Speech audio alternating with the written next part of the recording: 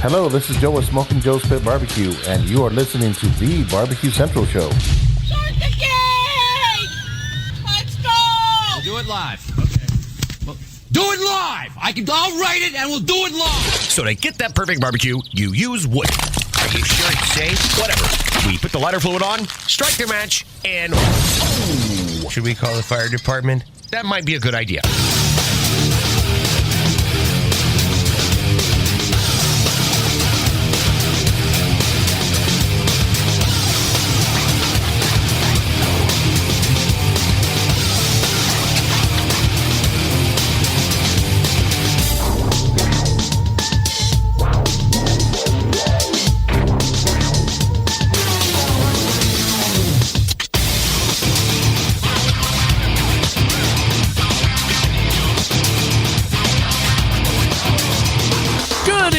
And welcome to the Really Big Barbecue Central Show. This is the show where we talk about all things that are important to the world of barbecue and grilling, originating from the Rock and Roll Hall of Fame city, Cleveland, Ohio, the barbecue capital of the North Coast. No matter what Andrew Eschbaugh says, Cleveland is the barbecue capital of the North Coast. If you're unfamiliar with me, I'm your program host, Greg Rempe. Happy to have you aboard here on your Tuesday. If you want to jump in on the show this evening, here's how you do that. You can get in touch with the show by calling 216-220-0966. Email Greg at the bbqcentralshow.com. On the Twitter and Instagrams at BBQ Central Show. Anything else you want to find out about the show can be found at the main website, thebbqcentralshow.com. And here's what's happening coming up in about 13 minutes from now. It is the first Tuesday of yet another new month, 2021, rapidly coming to a close. And that means we are visited by Malcom Reed from How to Barbecue Right. And we'll catch up with Malcom, see what's changed in the last 4 weeks. We'll also talk about his jaunt down to Jamaica. Oh, I want to know why Malcom prefers Jamaica. I have a long-standing edict here on this show to not... Andrew, you are not the father. Not leave the country, so I want to live Jamaica through Malcolm's eyes, because that's the only way in hell I will be going to Jamaica, but maybe I will be inspired to at least put it in the potential category.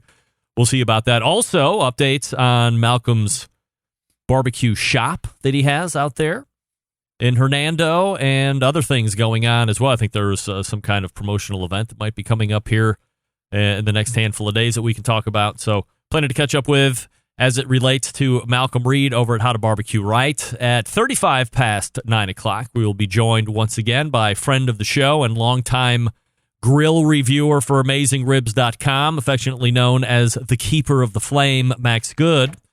Max will be giving us the final reviews of the Spark Grill that was all the rage here about a month ago. We had the CEO of the company on. We talked to him about it and got his pitch, and then we had asked some other live fire experts about their opinions. Meathead talked about it during some of his time in February, when we also talked about how they go about reviewing items and what happens if they get a bad review. How was that relayed back to the manufacturer and steps that can be taken, all that fun stuff. So Max Good, 35 past, that takes care of the first hour, and then we move to the second hour. Not only is Malcom joining us as the normal first Tuesday of the month regular guest in the first hour, we have a second hour regular guest as well. You would know him as Sam the Cooking Guy. TheCookingGuy.com is his website, and quite a I mean, between Malcom and Sam, there's damn near 4 million YouTube subscribers between them. Malcom well over 1 million, Sam at 2.6, I think, at last count. So both of them are eclipsing online celebrity status at breakneck speeds, and I'm happy to have them both be a part of this show the first Tuesday of every month. And we'll talk to Sam about pellet cooking a little bit. We'll talk to him about maintenance. We'll talk to him about technology on grills. I think it would be an interesting perspective. Certainly a lot of the folks that we know have opinions on this kind of stuff. But as someone, I've long said now, as I have been a fan of Sam's for 10 years watching his videos. And more in the last 6-7 years when they transitioned out of the live cast and into this 3 times a week produced cooking videos, that I had to break the news to Sam at one point saying, hey, by the way, I don't know if you knew it or not, but you have a live fire cooking show all the time on that Evo cooker flat top, all the time on the grill and on the Traeger and on that Kamado style cooker that he's got.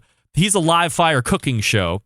He didn't know it. So would love to get his take on all the technology that's showing up on grills now and what's needed and what might not be needed. And when are we get off the lawn guy versus kids coming up? Did I just say kids? Damn, I'm getting old. Newcomers getting into the industry that might feel that this is just items that inherently should be on cookers nowadays. It's different than it was 15 and 20 years ago when I got into this whole deal. So that's your lineup for tonight. Malcolm Reed coming up in just a few minutes. Max Good after that. And second hour, Sam the Cooking Guy, 216-220-0966. Greg at thebbqcentralshow.com if you want to jump in. Don't forget, you can follow me socially at BBQ Central Show on Instagram, Twitter, TikTok, and Snapchat. Facebook and Twitch /BBQ Central Show for video feeds. Also a video feed, youtube.com/RDRempy. First and foremost, we want to give a shout out to a very loyal Centralite. You would know him in the chat rooms as Guy the Cooking Sam. We want to wish him well as he is currently in the throes of a COVID infection. And he's having some respiratory issues. He's feeling different every day, not necessarily in a positive way. And he has lost taste. I can tell you, as somebody who had a COVID sufferer in my house, namely my middle daughter, Maddie, many months removed at this point, her taste has not. Andrew, you are not the father. I hate to say it, Guy, but her taste has not come back yet. And I forget every day, and when we have some kind of food, and I say, hey, Maddie, how was that? She's like, how would I know? Like, right. You don't have any taste. Why am I feeding you anything other than bread and cheese?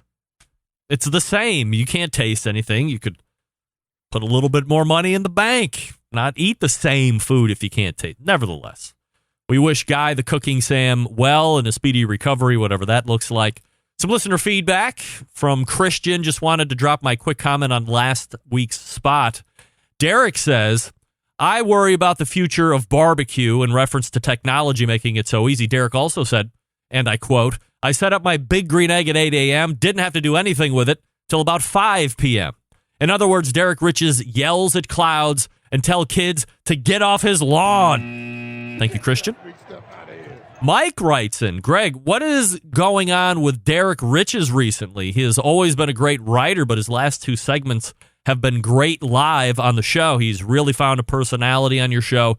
He should thank you for bringing him out of his shell. Yes, Mike, I'm sure I will reach out to him right after the show and beg for his thank yous as I evolve Derek into a gregarious interview. Eric writes into the show, Greg, I was listening to the podcast the other day, and I was very interested in the grill cleaner business segment you had on recently. I've looked into owning some kind of business, but the cost to enter way, way too high for me in most things I've already looked into. However, $35,000 does seem to be on the low side for the grill cleaner business. If I pull the trigger, I will be happy to be your test subject on the show. Eric, thank you.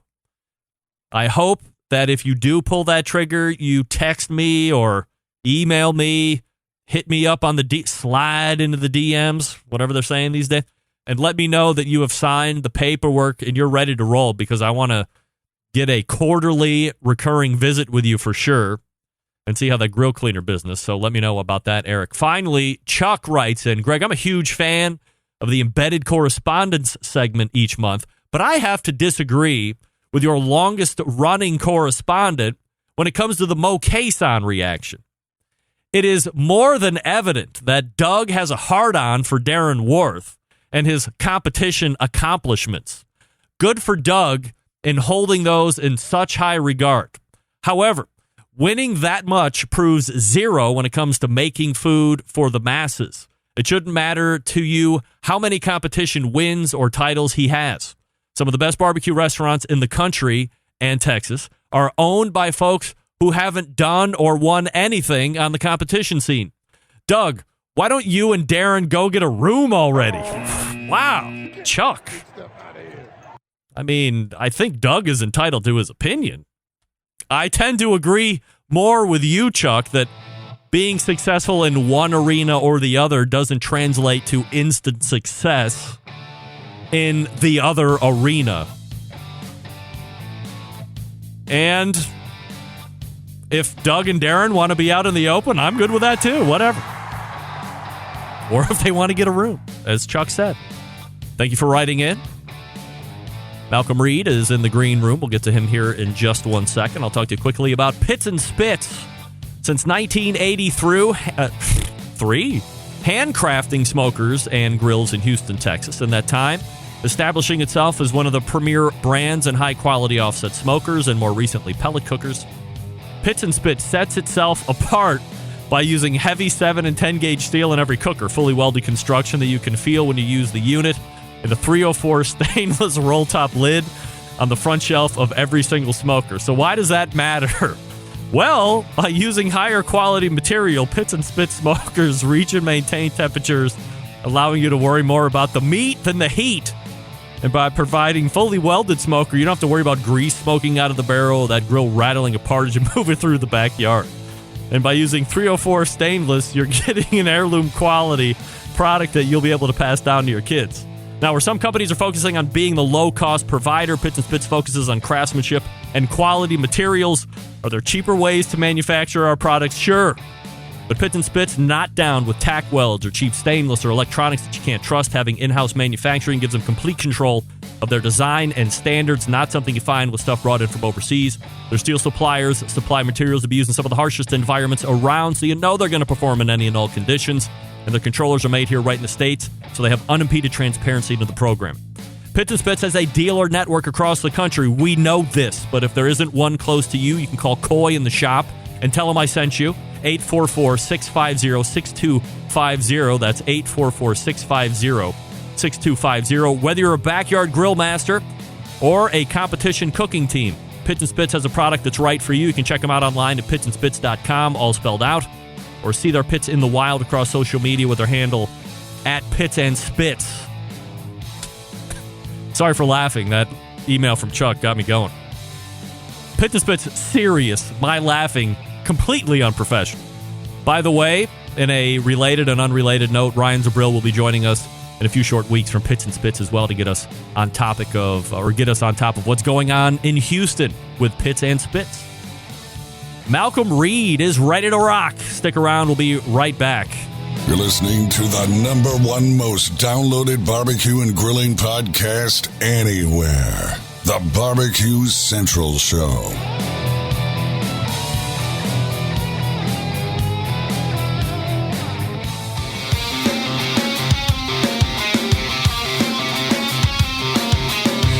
Broadcasting live from the Barbecue Central Show studios in Cleveland, Ohio. You're listening to the Barbecue Central Show. Once again, here's your host, Greg Rempe. All right, welcome back. This portion of the show being brought to you by the BBQ Guru, creators of automatic pit temperature control technology, sellers of ceramic cookers with built-in power draft fans and accessories to make your barbecue and grilling life easier. Visit bbqguru.com for more information or give them a call at 800-288-GURU. The Barbecue Guru continues to be a breakthrough in barbecue technology. Soon we will have Bob Trudnak on the show as well. He's got new sauces ready to hit the market. So always looking forward to catching up with Bob as it fits into his schedule. As I had mentioned a few minutes ago, it is the first Tuesday of the final month of Q1, if you can believe it. Here we go. We welcome back the pitmaster of Killer Hogs competition team and the co-founder of How to Barbecue Right, Malcolm Reed. Hey, Malcolm. What's happening, Greg? And I am ready to rock and roll. If you can believe, we are just almost a year removed of what started the most bizarre 12 months in my lifetime. I would imagine your lifetime, although I don't know how you guys get down there in Hernando, but this has been quite a awakening of sorts. As you look back, Malcolm, I know we didn't really have this on a topic, but just wanted your off-the-cuff thoughts. As you look back through this last year, what was the thing that sucked the most, in your opinion, and what was the best thing that you took out of it? Well, all the big contests canceling. That sucked for me, man. Yeah. You know, we didn't get together. We didn't do Memphis in May. They didn't have the Houston Livestock Show. They didn't have the Jack Daniels. I mean, the Royal. I mean, you think about, you know, from a competition standpoint, that's huge for guys like me that love to get out there and hang out with their buddies and cook barbecue. I guess the best thing I took away from it was getting to spend some quality time with Rochelle and Michael. Do you realize that maybe there wasn't a lot? I mean, this is going to sound completely off base, and I don't mean anything by it, but like, did you realize as you're able to spend this time, forced or otherwise, that there's a new appreciation for being around them? Oh, most definitely. You know who I appreciate the most is teachers, man. They have the hardest job in the world. I had one kid that we had to try to help distance learn, man. I couldn't imagine having 30. And you know, then half the year it was like in school, and, you know, some of them had the choice to distance learn too. So they're basically teaching two different lesson plans to groups of kids. I can't thank our teachers enough. Yeah, I think, you know, for me, one of the suckiest things was realizing that eating out was way more taken for granted than I thought it was. Not that we eat out a whole lot, but there is a small handful of restaurants around here in the greater Cleveland area that we like to go to either as a family, or there's a couple that just my wife and I like to retreat out to get away from everybody. And when they closed down, it was kind of a kick in the face, to say the least. They were places we like to go to unwind and catch up and all that. Positive side for me, everybody in the family had to hone the cooking skills even more. So aside from the family time, I think, and that was everybody, you know, straight down the line, me, my wife, my oldest, the middle, the youngest, all taking part and wanting to learn to be a better cook, whether it be outside or just inside around the stove and stuff. So that was a big takeaway from me. I've mentioned it plenty of times before. I might be the number one fan of the How to Barbecue Right audio podcast that is, you know, released every week. I love to listen to it Mondays when I'm getting my early morning run in. And there were a couple weeks that passed, and as I was looking for it, I was like, oh, shit, okay, 1 week, I'll let it go. Second week, I'm like, well, Malcolm must be dead. Something's going on. Immediately go, worst case scenario. So I drop you a note, and you're like, yeah, man, we were just on vacation. We're starting to roll back again. So you head down to Jamaica, as I had mentioned in the open. Not your first time down there. So what is Jamaica like, and why would you go back there again and again? So Rochelle and I went 12 years ago for our honeymoon. We went to Negril, Jamaica, and we loved it. We fell in love with the people down there, the food. That's where I first started really getting into jerk type recipes and different meats and seafood that you could do with jerk. And then, of course, the rum. I mean, they've got the best rum in the world. So, and the weather's not bad either. You know, it's like a smooth 86 year round, 78 at night. You know, there's not much variance. It's beautiful, man. It's paradise. Aside from the jerk stuff, I think from a culinary standpoint, when you think of Jamaica, you immediately go to the jerk. But in other ways has Jamaica influenced some of your flavor profiles that you bring back when you're looking to cook that style of food? Well, a lot of it's just the fresh ingredients they use. They grow a lot of produce there on the island. And so their tomatoes, their cucumbers, all of their vegetables and their fruit, I mean, it just tastes like the sunshine. You know, it's different than what we get in our supermarkets. And the way they use those fresh ingredients, I mean, you know, in all their cooking across the board, it's amazing. And they take something so simple. It's one of the easiest foods to cook. It's just they're using what they have there. So whether it's seafood, whether it's pork, whether it's chicken, whatever it is, they use simple ingredients. They make it taste phenomenal, and it's usually cooked pretty simple. The technique's not difficult, but they take what they have and they make it taste great. And that's what I'm all about. When you are out there, are you inside the wire, if you will, or are you pretty much free to roam? And what's culture like out there? Well, normally you can get out and go on excursions and kind of go to the towns and stop at some jerk huts and things like that. And that's what we try to do. But during COVID, I mean, you were pretty much confined to the resort we stayed on. They didn't, the Jamaican government did a really good job about kind of curtailing without totally closing tourism. So we took a COVID test to get in. We had to take a COVID test to get back in the U.S. And so we pretty much stayed on a resort, and we wore a mask when we were indoors, and you got to kind of keep to yourself when you were outside. And it all worked out. It was no trouble at all, really, traveling. Do you plan to go back sooner than later? Oh, I'm going back at the end of May. We're taking Michael this time. All right. Lucky guy. Maybe you can take me in a saddlebag or something. If it all works out, me and Rochelle are going to spend a lot of time down there one of these days. All right. Well, I think there's some foreshadowing there that we might follow up on in a future segment. Malcolm Reed joining me here on the show. HowToBBQRight.com is website. A few segments back, Malcolm, we had kind of just touched right at the end of it almost that you were getting a rub into Walmart. And once you start to roll back and look, man, that's a pretty major deal. A lot of folks that are getting into rub, that's a goal of theirs, is to get into some type of a big retailer, whether it be a Sam's Club or a Costco or a Walmart as you have. What's the update on Walmart business right now? So far, so good. I mean, it's selling pretty well there. I mean, I think they've had their worst year and their best year. I mean, the worst year being they can't keep stuff on shelves. So when you go in there, things are empty. But if that's kind of been our hang up. They don't allow you to slip up in the supply chain. So you've got to be so compliant with Walmart standards, and that means like usually your orders are 98% there on time and right. So if you mess up, they give you one strike, and then 2 strikes you're out. So you never know how it's going to go. It's all kind of depending on the logistics of getting the products manufactured and then getting it to Walmart, to one of their supply centers or distribution centers. So it's a challenge. I mean, anytime you're dealing with something that large a scale, I'm constantly learning. So you're in stores currently? Oh yeah. We've got every store in the United States, I think. Wow.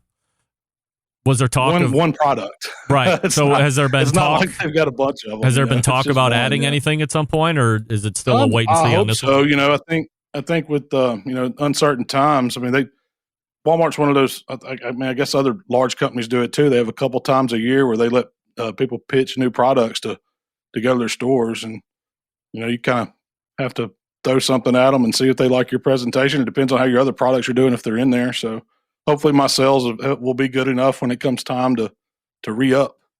How did you get into that? I forget the story. And then how do you negotiate a deal? Do they just tell you what they're going to pay, or is there some room for bargaining there? We've got a local, I guess you'd call it kind of a broker in Mississippi that was doing some other grocery chains and things like that had picked up our products. And he had a buddy that did that for Walmart. And so he told him he should take a look at our product. And, he come out, and I kind of gave him the spiel and showed him some of our numbers. And he said he'd like to go to Walmart and see, because he had some other products in Walmart. So we kind of have a middleman. I don't get to do much negotiating. They kind of tell me what to do. So, I just you rely on a broker or a middleman type person that knows the ins and outs and how to work with them from the corporate level. One of the hot topics on the show over the past few weeks has been discussions about the amount of technology that are going on cookers these days. I've kind of checked myself into the get off my lawn guy to a certain respect in recent weeks. As someone who has evolved into the foremost authority in the barbecue and grilling world, that's you, not me, by the way. What's your take on an industry that seems to be racing to lead the charge in technology when for some of us it all seems a bit unnecessary? Well, I think it's great for newcomers coming in, the people that may not know how to or want to learn how to go out, build a fire and control it, and use an old-fashioned stick burner or any other pit where you really have to do fire management. It's something that it's an entry level. It's an entry-level smoker into this type of cuisine that we all love, and I think it's great. I mean, I think the progression usually is people step up and they go looking for a more authentic flavor eventually. But it's a great starting point. I mean, I see some of the electric grills, and I've seen the pellet grills come on strong. And so, I talk to a lot of people and push newcomers to pellet grills often, because it lets them, turn out some decent food with minimal effort, which is great. Am I the old guy thinking that the way I got into this was better, where you had to learn how to do it first. So my track was Weber Smoky Mountain. Somehow I ended up getting a close 42-inch offset off of some guy for free in a city that was like 2 cities down from me. He just wasn't going to use it. And I said, if I bring a trailer, can I have it? And he's like, oh, yeah, absolutely. And then so I learned how to do a whole stick burner situation. And then almost under protest, it was like a secret that I kept in the dark. The guy, Mark Graham from Grilla, approached me when they had first started making them and asked if he could send me one. Didn't want any promotion, just wanted me to use it and feed him back info once or twice a month, as I was kind of keeping notes just to help them develop it a little bit better. And that was my first foray into pellet cookers, and I felt so dirty for a number of reasons. I was always against them, and now I had one. And then I was keeping it a secret from everybody, and I was falling in love with pellet cookers at the same time. But to me, that seemed to be the best way, because you had to learn the fire management. My devil's advocate at this stage of the game is you can start without knowing and never have to know. And I think you miss out on a potential part of the romance of barbecue when you don't have to anymore. Oh, I definitely think, learning how to build the fire and add the smoke to the meat, the old-fashioned way is the way to go. That's the best barbecue there is. I mean, that's where the art is. But there's something to be said for somebody to be able to, flip a switch and set a temp and cook some good barbecue. I mean, I don't know if it's a right or wrong way. I've kind of like you. I came up the way you did, being in competition side of thing. We always had big smokers, and that's how we learned to cook. And then pellet grills were something of a novelty that I thought was cool. That's why I wanted one. And then when I found out you could just set them and leave them and get some sleep or whatever, I was like, this is great, So there's a place for them, man. There's a place for them. I don't knock anybody for trying to cook barbecue or wanting to get better at it, but I do kind of try to say, you got to go out there and learn how to run a fire, because that's when you're really a pit master, I think. When you can do it on different pits and you know how to control the airflow and control the temperature, know what it's going to do, that's when that's when you've really got some skills. All right, so let's go ahead and knock out some of these Facebook questions that we got. By the way, Malcolm has a new community page over on Facebook. So if you have not joined that yet, I mean, you were well over 3,000 members when I had made the original post yesterday. Soliciting questions. First one's from Michael Underwood. It says, when is Heath Riles going to come do the Comp chicken leg recipe video? Is that on the board? Well, I've got to get him on there. We've been teasing that for a while, and he's been telling me he's going to come show me how he does his competition recipe. So as soon as I can twist his arm enough to come over and show everybody how to do it, maybe that's what he's holding back on. He don't want to give away all of his secrets, but I'm going to get him to. I'm going to get him to give it out. Fair enough. Melvin Crosby Jr. asks, what will the hours be at his grand opening Saturday? And can you talk a little bit more about what will be happening? Yeah, well, we got those Dolly Parton hours, man, at 9 to 5 Saturday. And we're pulling all the grills out we have. We've got the Outlaw stick burners. We've got some Traegers. We've got Gateway drums. We're going to have a Weber out there. We're just going to do some demoing, man, cook some ribs. We're going to cook some pork loin, some chicken, several different ways. Ribeye steak demos. We're doing some kind of prime rib. Something's on the schedule. We're getting out all our crawfish cooking, our jambalaya pots. We're going to cook up some crawfish and cook some jambalaya. So it's just going to be a lot of fun. What's your jambalaya recipe? Well, it's not very complicated. I learned it from a Cajun guy down in Grand Isle, Louisiana, but you start out with some vegetables, that old trinity, the bell pepper, the onion, the celery. And you start out with some chicken thighs is usually what I start with, and get those browned up. You're flavoring that oil and flavoring that pot. Then we throw in some sausage. And then we add our rice and our chicken stock, and we bring it up to a boil and let it cook about 20 minutes. And we take the lid off, and we do what we call flip it, where you take a big paddle, you turn the jambalaya over in the pot so the bottom rice comes up to the top, and you put the lid back on it. Just let it sit there for about another 10, 15 minutes, and it's ready to go. I mean, we season it with Cajun seasonings, all that good stuff, hot sauce, all that stuff. But it's not a really complicated dish. Is that andouille sausage, or do you use something else? I like to use andouille, yeah, for sure. I like a good chicken and sausage jambalaya. Sounds great. I'll try that. I think I can handle that. Brian is asking, I'd like to know if Malcolm would do something on the Big Green Egg rotisserie so we could pick up any tips he might have. Do you have something like that? I don't have a rotisserie for my big green egg, so that's something I may need to check into getting, Greg. Brian, why don't you send Malcolm a rotisserie and then he'll use it on a video? I mean, I think that's like a match made in heaven, no doubt. Scott Zielinski says, hi, do you have any tips for maintaining a steady temperature on an offset smoker? Loaded question. Well, it's all about that airflow, man. You gotta have your exhaust and your intake running. You gotta have that fire burning clean. And usually, I start off with a good bed of coals and then switch to sticks. And that's what if you've got it drafting right and you don't have that smoker overloaded, it's going to flow through it, and you shouldn't have too much trouble. I like to control it all with the exhaust vent.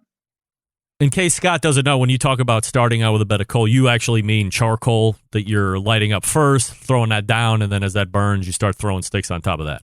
That's right. I usually start off with about a chimney full. Get that going, get you a good hot bed of coals, and then your sticks will do the rest of the work for you. This is just my opinion. I've cooked on a lot of stick burners in my time here, and I say on a stick burner, certainly you're looking to get and hold the temperature, but I do think you're also cooking on the swings. So if you add a stick, you're probably going to see a little bit of a temperature increase off of what your target might be, and as it starts to burn down, it might dip below what your target's going to be. So you're riding that S curve, that horizontal S curve, whatever the hell that's called. So if you're looking to just dial into a specific temp like you would get, well, even pellet grills are on a little bit of a swing. They're a little bit more consistent. I'm never too concerned if my offset swings 15 degrees or 20 degrees here and there. Not spike and stay up there, but if it swings up and down, I'm pretty good on the average, I think. That's definitely right. And a lot of times I tell people just to put a piece of electrical tape over that dial so you're not watching it once you know how you got it lined in, because those ups and downs aren't going to hurt you, Greg. That's what's going to give you that flavor, is that wood burns and it puts off smoke and you get those little spikes and stuff. That's good for it. A big thing is the airflow. So you might have to take that pit and turn it if you got a draft coming in from that end of it. I've seen that help some stick burners where people are fighting it. They don't realize it's just the wind pushing in it. So a lot of times think about that. You may have to build something to block some of it or shield it, but you want decent airflow and you want to control it with that exhaust. That's right. Know the environment. Phil Lamson wants to know, will you ever do a cookbook? Great question. Maybe one of these days. Have you not been approached ever? I have. It just hadn't been the right time, man. They just, I love cookbooks. I collect them. I have a lot of old cookbooks, and I buy all my buddies or anybody that comes out with a new cookbook. I usually buy it to have, but it's just something to, maybe one of these days I'll do a How to Barbecue Right cookbook or something with all the recipes I've done compiled in it or something. That would be like an encyclopedia kit. You've done a bunch of recipes at this point. We've got several. Aaron McGrady asks, if you could own one smoker only, which one would it be? Oh, man, that's my old Hickory, man. I always say that. It's my CTO, man. It's a machine. I could make $1 with it if I had to, Greg. If times got bad. Yes, that's right. Mitchell Bedwell is asking if you have any new products on the roadmap.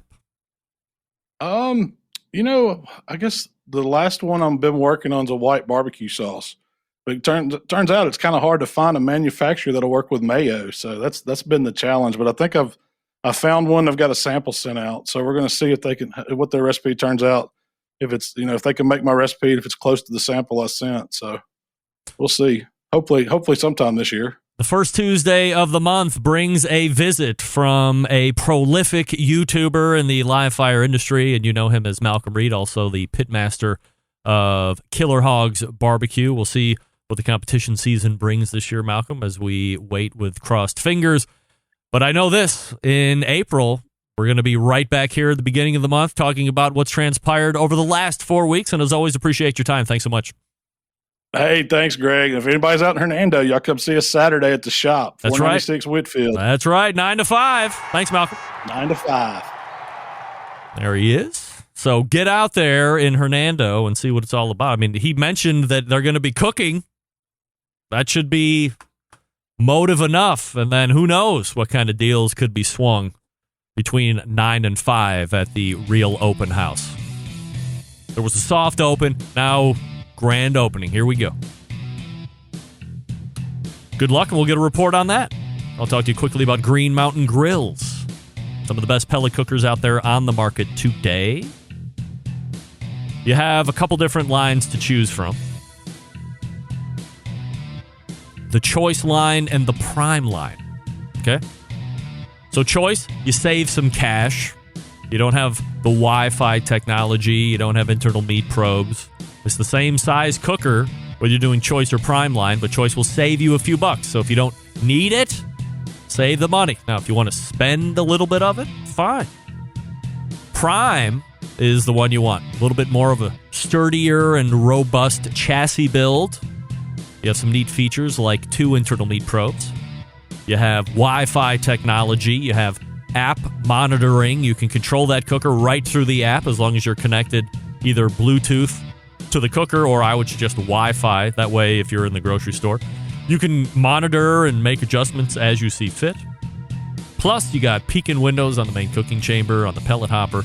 Prime Plus also gives you lights inside the cooking chamber, but you pick which one's right for you. They're only sold through dealers, so go to greenmountaingrills.com, locate a dealer that is near you. Go check out the dealer, have them explain everything about it. They'll get you all learned up, and then you can take that bad boy home and be ready to rock right from the rip.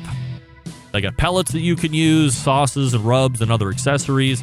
I humbly suggest that you grab the pizza oven insert if you're going to get the Jim Bowie or the Daniel Boone, because you use that a lot as well. So you can have a high-heat pizza oven, then you can go right back to a low and slow cooker if you want. greenmountaingrills.com.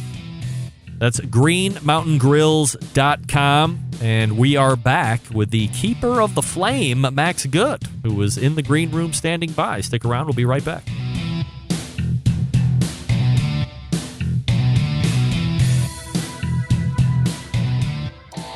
Howard Stern, Jim Rome, Dan Patrick, and Greg Rempe. The Mountain Rushmore of talk show entertainment. Now, let's get back to the Barbecue Central Show. And we thank Malcolm Reed for joining me last segment. Out of bbqright.com is the website. This portion of the show being brought to you by cookinpellets.com. Your number one source for quality wood pellets for all your pellet-driven cookers. You can visit cookinpellets.com for more information or to purchase. You can also visit Amazon.com and buy from there if you wish. However you want to do it. Perfectly fine with me. As mentioned, my next guest tonight has a job that many of us wouldn't mind having ourselves, testing and then reporting on new grills and cookers hitting the market. His sole purpose in this live fire life, and that's why he is called the Keeper of the Flame. We race to the hotline and welcome back friend of the show, Max Good. Hey, Max. Hey, Greg. Nice to see you again. Great to see you again, and happy to have you on the show, and happy that you're making time for me. So we have... always a pleasure. Well, the pleasure is mine, of course. So we have some items to get to here this evening, and, the first place I wanted to start was at the beginning of the year, there was something called Spark Grill that was doing a lot of social media promotion. They had a lot of snazzy-looking ads, sparked, pun intended, my interest, so much so to reach out on my own. Ended up getting a interview with the CEO of the company, and he had great things to say about it, as a lot of folks do in those type of positions. And then talked to Meathead a little bit about it, but he did say, hey, Max has one. He is putting it through the Max Good paces, and then ultimately culminating in a review that we'll talk about here in a second. So what did you think about Spark Grill, maybe as you saw it initially on some kind of ads, and then what was your experience with it after you got it boxed at Max Good's test kitchen? Well, certainly their ad campaigns on the internet were impressive, and yes. They had exploding graphics as showing the cross sections of the unit and all that. I don't know if others look as analytically at some of these things as I do. It's second nature to me at this point. But I immediately questioned the use of the proprietary fuel. That we have seen a couple things like that, most notably the Bradley smokers. Now, they've been around, and a lot of people like them. I'm not saying it can't be done. Unfortunately, as I looked into it further, that was an Achilles heel in the system. It can be rectified, but even as of now, it doesn't appear to me that that's happened. As you get it together and you start using it, what are your thoughts on how it's operating? And I guess initially, did you have any? I'm sure you try and remain as unbiased as possible. Unbiased, of course. Unbiased as possible as you're starting to make your way down this road. But I mean, did you have any personal expectations on how it might perform, or things that you were thinking about? Well, I took it at face value, if you will. I thought, okay, this will be great. You can go temperature range of 200 to 900 degrees. How can you not like that? Not that you can't do that with a regular Weber kettle. Right. But, to just dial it up. Hey, I like the convenience. I love pellet smokers. I love to just set it and walk away and say it's done. But unfortunately, this does not work like that, Greg. You have to have a different, they call them bricks. They're like these rectangular molded hunks of charcoal with holes through them. And they give them temperature ranges. None of them that they sent me were recommended to go below 450 degrees. Now, that's not uncommon in a gas grill, but then you just go 2-zone. But their 2-zone systems are kind of weird. With gas grills, you do 2 zones by shutting off a couple burners and leaving a couple burners on. With this, the brick, which is your flaming fuel, is right in the middle. And there's a heat deflector over it. You can remove that heat deflector, and you have 2 zones, but the zones are like, I'm looking at your frame here, if my hands will work. Here's your hot zone. And all the way around is your indirect zone. Almost like a vortex to a degree. Yeah, now it works, but how are you going to do a turkey or a big hunk of meat on it? Like, well, we're working on low and slow bricks. Oh, well, that's nice. Here's another thing. The other bricks, they have, it's just kind of wacky. I'm sorry. I don't mean to be disrespectful to them. They obviously are sincere about what they're doing. But they have they call them quick bricks, and they have a more modest temperature range. Once again, not recommended below 450, but they are only meant to last about a half hour. And then they have what they call everyday bricks that last 60 to 90 minutes. And that seemed to be pretty accurate. Those are the things that they're selling. They did send me some they call high temperature bricks, but I got to admit, I kind of said enough before I even did that, because I was spending a lot of time with this thing.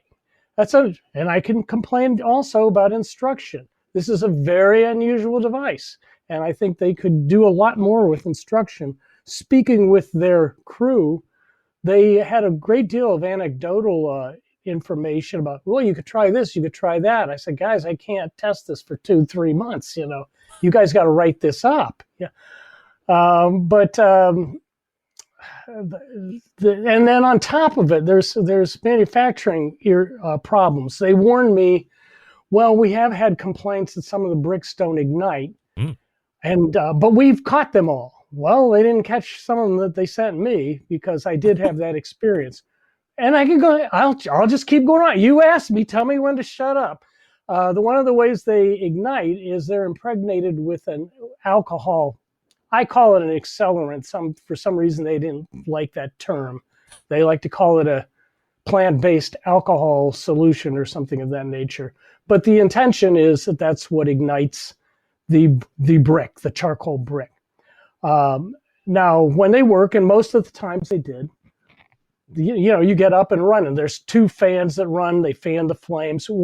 This is interesting. One fan comes from under the brick.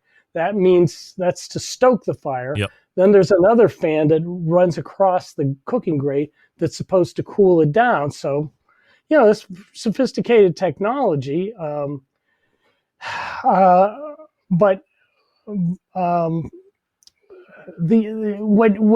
you run out, I found myself racing against time.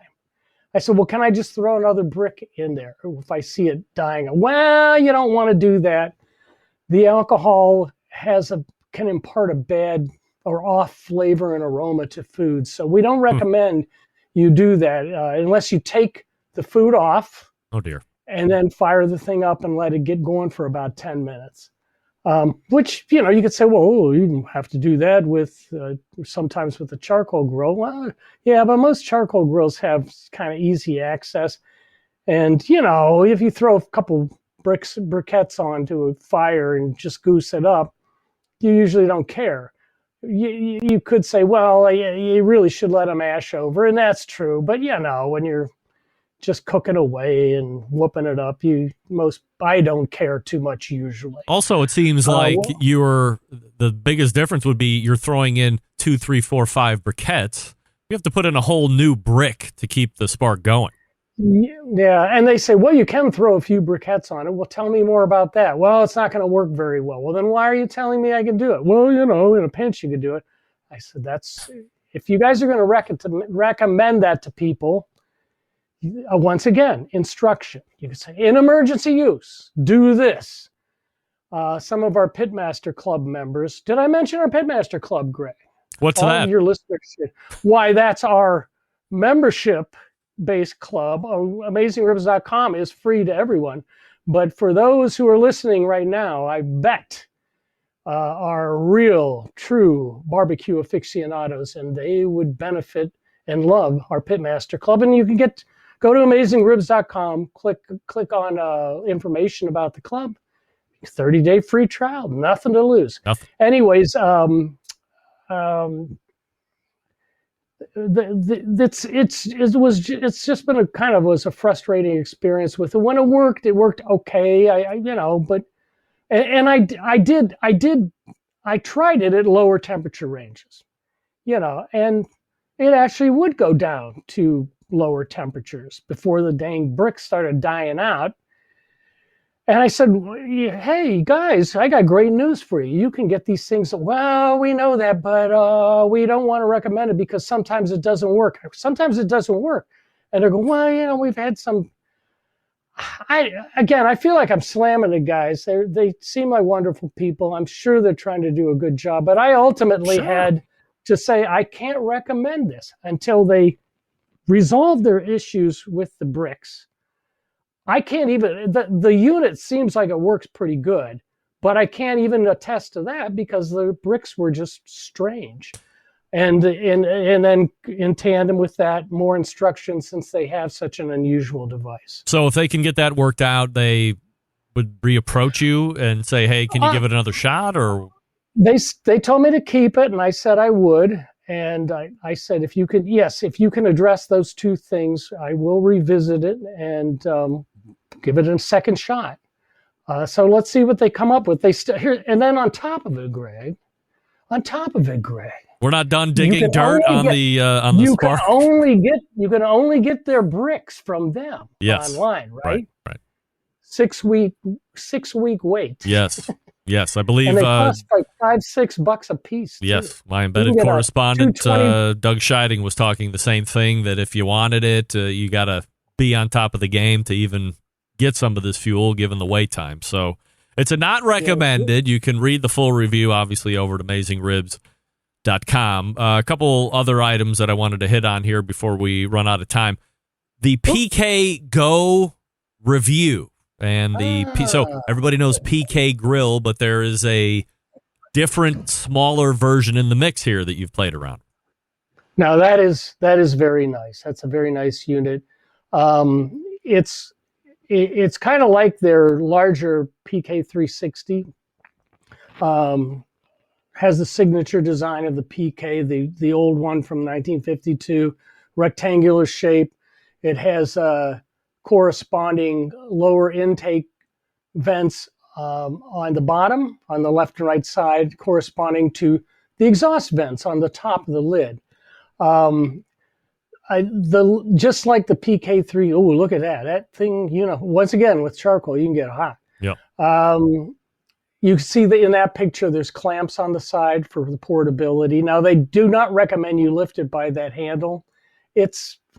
I can't recall the exact weight, but I'm not saying one person can't lift it, but they recommend you hold it from the sides. There's actually handles on the sides. But you can really, even this little guy, you can set it up for 2-zone cooking. So you can have once again the indirect zone on the one side and the hot direct zone on the other, move things around, cook chicken at a lower temperature to roast it, and then, crisp up the skin on the hot side. It has the lid is really cool. They did this with the 360 as well. There are no fasteners on it. The hinge, it's almost like a tongue and groove type thing. So you can actually lift the lid up and just lift it off. And with the PKGO, you can flip it over and turn it into 2 hibachis if you're just doing high temperature grilling. So that's pretty neat. You like a snap of your fingers, you double your capacity if you're out and about, tailgating, camping, whatever. And if you do want to do chicken and something you want to do with a lid, you got that too. Very well made, as I expect from PK. Not cheap, but it's, you get what you pay for with them. Max, last one, and we got a couple minutes left, is the Char-Griller Flavor Pro review. I hear Char-Griller, and I start to shake a little bit. So what can you tell us about this cooker? Well, you and I have talked about Char-Griller and Masterbuilt in recent times. Yep. Masterbuilt, of course, has gone through tremendous changes, and a lot of good things, a lot of really great things are happening with them. Char-Griller, I think they're trying to do some new things. They actually have a new one that's coming out that I'll mention if we have time in a minute. But their Flavor Pro intrigued me because it's like a $500 version of a $17,000 Kalamazoo grill, in that it has what Kalamazoo calls their hybrid fire drawer. It's a drawer that slides out, and you can put wood or charcoal in it. Now with Kalamazoo, it works beautifully, but with this one, it just did not. I couldn't get a control over the wood. I mean, you can control the charcoal to some degree, but you don't get a smoke flavor from it. As a gas grill, it works okay, but not as good as their $200 Grillin' Pro gas grill, which I really love. For $200, you can't get anything quite like it. This is about $500. It has a lot of problems. It has adjustable damper chimneys, which gave me a great deal of hope, because when you're trying to, with a gas grill, you can get a smoke box, a smoke tube. Yep. But they're so well ventilated. Those, whatever you put in those tubes, usually chips, they burn up in minutes, and all the smoke goes flying out the back vent. With this, I thought, well, they have a very thin vent running along the back. You have the dampered chimneys. When I first started some wood up in it, I thought, oh, this is great. I can see that the smoke is being contained in there. And I got the chimneys just a little bit, just to get the airflow going. Then, boom, the wood just exploded in flames. Oh. Temperature shot up. There was no smoke left. When wood's burning hot, there's no smoke. And I tried to get control of it. And they had videos of guys going, oh, look at all this great smoke. And I'm going, well, how did they pre-burn it? Oh, no, they didn't pre-burn. I'm going, well, what am I doing wrong? And it had other problems too. So I ended up saying, get their Grillin' Pro for $200 and do yourself a favor and just get an inexpensive gas smoker if you want to do both those things. Easy enough. You can read Max's reviews over at AmazingRibs.com. We've talked about the Char-Griller Flavor Pro, which do you recommend that? Like, what's the rating there? No. If you really, I wouldn't say that if you really futzed around with it, you wouldn't get results from it. It's not a bad gas grill. You could probably have some fun goofing around with charcoal and wood on it. But certainly if you're just doing something like fish or something, you could get some small chips and stuff going. But certainly I can't see doing ribs or anything. Well, you're effectively on it at any rate. Then there was the PKGO review, which you seem to love and appreciate, so that's probably highly recommended. Yes. And then, of course, the length of the conversation here this evening was the Spark Grill review, which we're kind of just putting a bow on at this point, and that bow is not a recommendation at this point, but they have opportunity to come back at you if they can get their fuel right, amongst some other things. Mm-hmm. So anything coming up in the review hopper that you can tease us with, Max, before we let you go? Oh, well, all the new Weber stuff that's coming out. I know you've been talking about it a bit. Yeah. I have their new portable, which is very much like the Napoleon travel queue with the scissor stand, which is really neat. I haven't had a chance to do too much with that because of the horrible weather we've had. Plus, as you know, we're in the middle of a big project with Amazing Ribs that's been consuming my time, but hopefully I'll get back to that. I did cook on it once, and it seemed like it had some power. I'll give it that. And of course, being Weber, it is well made. They generally make some pretty good stuff. But then the new Genesis and Spirit smart grills are coming out. I am very excited about them. I definitely think Genesis and Spirit grills are very good. And this added layer of technology, I look forward to checking out. All right. Well, we'll keep tabs on that so we can get your reviews on that in its finality. And in the meantime, you can keep up with Max over at AmazingRibs.com. Yes, Max, always appreciate the time, and thank you for coming on tonight. Well, thank you for having me. Hope to see you again soon. You got it. There he is, Max Good, right there. Again, the website, of course, AmazingRibs.com. Meathead will be up next week as well. So AmazingRibs.com twice in as many weeks. So I guess not a huge surprise that the Spark was de-sparked. But they do have opportunity to come back. So that's always good. I'll talk to you quickly about Primo Cookers. That's right. PrimoGrill.com is the website. Primo Grill, singular.com. What are the key differences here as we look at a Primo versus some of the other round cookers? Of course, the shape, as I kind of led into, oval shape. Its patented oval design offers true two-zone cooking, as I've been telling you about week in and week out. More than 60 cooking configurations are available. It's quality products. This unit is made right here in the States. Precision-controlled manufacturing. And did you know they have the highest quality of ceramics in this Primo cooker? That's right. They also have new products. Updating you for 2021, arriving in showrooms this spring. A new easy lift hinge reduces force to lift the grill by 70%. A reduction by force, reducing, can I say this right? New easy lift hinge reduces force to lift the grill head by 70%. Precision controlled top and bottom air controlling, allowing you to operate that much more easy and accurately. And upgrade kits are available. You can upgrade your existing Primo with all of these great features as well. Visit your local dealer to see product improvements for yourself. Go to PrimoGrill.com, find a dealer near you. Once again, that's PrimoGrill.com, Primo Ceramic Grill on Instagram, and Primo Ceramic Grills on Facebook. Quickly to wrap the first hour, and then we'll be right back.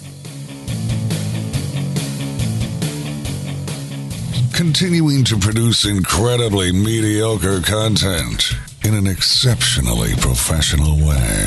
You're listening and watching the Barbecue Central Show.